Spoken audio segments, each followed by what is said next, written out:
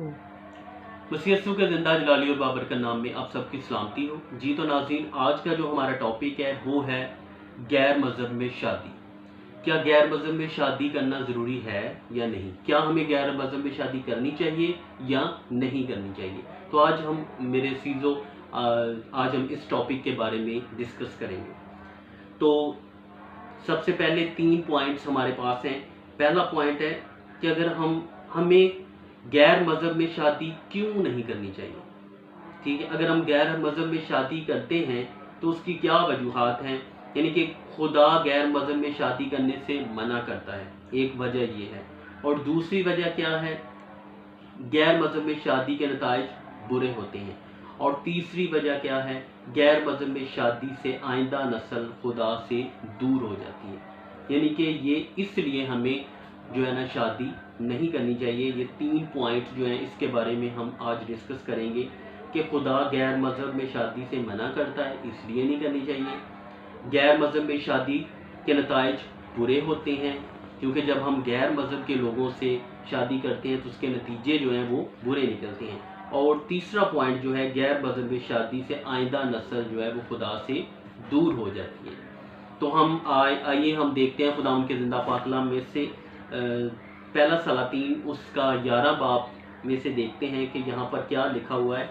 और सुलेमान बादशाह फ़िरौन की बेटी के अलावा बहुत सी अजनबी औरतों से, यानी मुआबी, अमोनी, अदूमी, सेलामी और हतमी औरतों से मोहब्बत करने लगा, और इन कौमों की थीं जिनकी बाबत खुदा ने नबी इसराइल से कहा था कि तुम इनके बीच ना जाना और ना वो तुम्हारे बीच आएं, क्योंकि वो ज़रूर तुम्हारे दिलों को अपने देवताओं की तरफ माइल करेंगे। सुलेमान इनके इश्क का दम भरने लगा, और इसके बाद 700 शहजादियाँ और उसकी बीवियाँ और 300 हरमें थीं, और इसकी बीवियों ने इसके दिल को फेरा, क्योंकि जब सुलेमान बूढ़ा हो गया तो इसकी बीवियों ने इसके दिल को गैर मबूदों की तरफ माइल कर लिया, और उसका दिल खुदावन अपने खुदा की तरफ कामल ना रहा, जैसा उसके बाप दाऊद का दिल था। तो हम देख सकते हैं यहाँ पर खुदा का ज़िंदा पाक कलाम भी हमें बयान कर रहा है कि जब हम दूसरे मज़हब के लोगों के साथ शादियाँ करते हैं, दूसरे मज़हब के लोगों के साथ शादियाँ करते हैं, तो क्या होता है, हमारा दिल जो है वो चेंज हो जाता है। इस तरह अब हम देखते हैं कि क़ज़ात 3 बाब उसकी 5 आयत से लेके 8 आयत तक भी हम देखते हैं, वहाँ पर भी लिखा हुआ है। उस हवाले में भी हम देखते हैं कि नबी इसराइल ने खुदा के हुक्म की नाफरमानी की और गैर अक़वाम में शादियाँ की, जिसके नतीजे में नबी इसराइल कौम में बुत परस्ती जैसा गुनाह आ गया। उनमें क्या आ गया, बुत परस्ती आ गई। तो हमें क्या करना चाहिए कि हमें इस तरह का काम नहीं करना चाहिए जिससे हम खुदा से दूर हो जाएं, जिससे हम बुत परस्ती की तरफ माइल हो जाएं, क्योंकि खुदा ने हमें इन चीज़ों से मना किया है कि आपने गैर कौमों में नहीं जाना। गैर कौमों के लोगों से, ना गैर कौमों के लड़कों से आपने शादी करनी है और ना गैर कौमों की लड़कियों से शादी करनी है। तो हमें इस चीज़ से मना किया गया है, लेकिन जो लोग करते हैं तो खुदा से वो दूर हो जाते हैं, और खुदा जो है ना इनसे हमें मना करता है। खुदा गैर मज़हब में शादी से हमें बार बार मना कर रहा है। गैर मज़हब में शादी से आइंदा नस्ल, जो आने वाली नस्ल है, उस पर भी बहुत ज़्यादा इफेक्ट पड़ता है। तो इसीलिए हमें ये चीज़ें जो है ना नहीं करनी चाहिए। तो इसके नताइज क्या होते हैं, इसका नतीजे बहुत ही ज़्यादा बुरे होते हैं। आप देख सकते हैं मसीही लोग जो गैर मज़हब में शादियाँ कर लेते हैं तो उससे जो है उसको बुरी नज़र से देखा जाता है। अगर कोई बेटी है या बेटा है वो मसीही है तो वो गैर मज़हब के लोगों से शादी कर लेता है, तो उसको अच्छी निगाह से नहीं देखा जाता, उसको लान तान किया जाता है, उसको और भी बहुत सारी मसले मसाइल आते हैं। और भी बहुत सारे, एक बंदा था, उसने ऐसे ही गैर मज़हब में शादी की तो उसको यहाँ तक मसला बन गया था कि लोग उसको उसके कब्रिस्तान में दफनाने नहीं थे दे रहे। कहते नहीं, ये तो पहले मसीही था लेकिन अब इसने मज़हब चेंज कर लिया है, तो हमने इसको इस कब्रिस्तान में दफनाने नहीं देना है, क्योंकि ये अब मसीही नहीं है, अब मसीही कब्रिस्तान में हम इसे दफनाने नहीं देंगे। और मुस्लिम कब्रिस्तान जो है, मुस्लिम कब्रिस्तान वाले भी उसको कह रहे थे नहीं, हमने नहीं इसको दफनाने देना, तो उसको कोई एक्सेप्ट नहीं था कर रहा। اس کے لیے بہت زیادہ مسئلے مسائل آ رہے تھے. اسی طرح غیر مذہب میں جو آئندہ آنے والی نسل ہوتی ہے، جو بچے پیدا ہوتے ہیں، اس کے لیے بھی بہت زیادہ مسئلے مسائل ہوتے ہیں. ان کے لیے کیا ہوتا ہے، خدا ہمیشہ سے ہی نسل انسانی کے لیے فکر مند رہا ہے. خدا نے خاندان کو بڑھنے اور پھلنے پھولنے کی برکت باغ عدن میں ہی دے دی تھی، اور خدا نے ان کو برکت دی اور کہا پھلو اور بڑھو اور زمین کو ممور و محکوم کرو. پیدائش 1 باب اس کی 28 آیت میں لکھا ہوا. لیکن خدا کب سے یعنی کہ یہ ساری فکر مند کر رہا ہے، یعنی کہ یہ شروع سے ہی خدا نے یہ ساری فکر مندی کی تھی. لیکن جو ہے جب ہم خدا کی باتوں کو نہیں مانتے ہیں، اس طرح کے غلط کام کرتے ہیں، دوسرے مذاہب سے شادیاں کرتے ہیں، تو خدا ہمیں اس کی سزا دیتا ہے. خدا کا قہر جو ہے وہ بھڑکتا ہے، اور پھر جب خدا کا قہر بھڑکتا ہے تو ظاہر بات ہے بہت سارے مسئلے مسائل آتے ہیں، بہت ساری اذیتیں ملتی ہیں، مشکلات آتی ہیں، ٹینشنیں آتی ہیں، مصیبتیں آتی ہیں. یہاں پر دیکھ رہے ہیں کہ غیر مذہب میں شادی کے نتائج کیا ہوتے ہیں، برے ہوتے ہیں.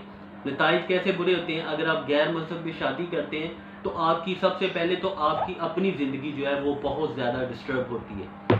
آپ کی اپنی زندگی کیا ہوتی ہے، ڈسٹرب ہوتی ہے. انسان کو سمجھ نہیں آتی کہ کیا کروں. اب اگر آپ مسیحی ہیں اور کسی اور مذہب سے آپ شادی کر لیتے ہیں، وہ دوسرا مذہب ہے، آپ کا مذہب اور ہے، آپ کو سمجھ نہیں آئے گی کہ میں کون سے یعنی کہ اپنی دعا کروں یا دوسرے کے مذہب کی دعا کروں. یعنی کہ آپ کو بہت زیادہ جو ہے مینٹلی طور پر ڈسٹرب ہوں گے. لوگ بھی آپ کو جو ہے تانا زانی کریں گے، لوگ آپ کو چڑچڑائیں گے، لوگ آپ کو بہت زیادہ جو ہے نا مینٹلی طور پر جو ہے نا وہ آپ پر تشدد کریں گے، اور بہت مسئلے مسائل آ سکتے ہیں.